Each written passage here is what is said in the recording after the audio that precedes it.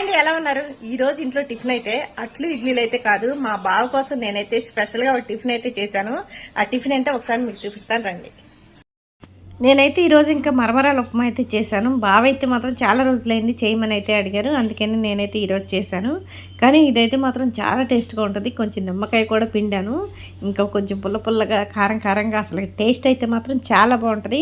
నా మనవరాళ్ళు కూడా చాలా ఇష్టంగా తింటారు. వాళ్ళు వచ్చినప్పుడు మాత్రం కంపల్సరీ ఈ మరమరాల ఉప్మా అయితే మాత్రం చేస్తాను. అటు కర్నూలు సైడ్ అయితే దీన్ని ఒగ్గని అని అంటారు. మా బావకు కూడా చాలా బాగా నచ్చింది.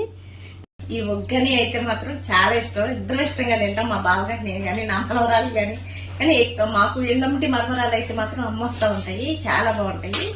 ఎప్పుడన్నా ముంత మసాలా చేసుకోవడానికి కానీ, ఇట్లా మనవరాలు ఉప్మా చేసుకోవడానికి కానీ, ఉగ్గని చేసుకోవడానికి కానీ బాగుంటుందని చెప్పేసి నేనైతే తీసుకొని డబ్బాలు అయితే పెట్టుకుంటాను.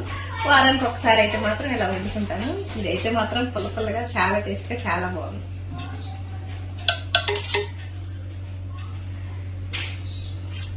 మామూలుగా మనోళ్ళు అయితే ఎక్కువగా వండరు, కానీ అటు సైడ్ అయితే మాత్రం ఎక్కువగా వండుకుంటారు.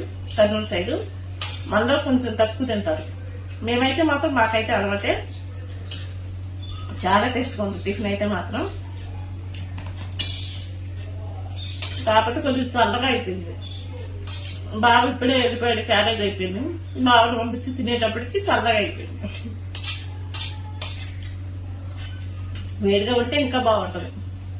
నేనైతే మాత్రం కరివేపాకు, పుదీనా, కొత్తిమీర ఈ మూడు వేసాను. ఎందుకంటే ఈ మూడు హెల్త్కి మంచిది కదా, కొంచెం ఎక్కువ వేసాను. కరివేపాకు మాత్రం కొంచెం కూడా వదిలిపెట్టను, నేను శుభ్రంగా తింటా. కరివేపాకు జ్యూస్ కానీ కరివేపాకు కానీ ఇష్టంగా తింటా.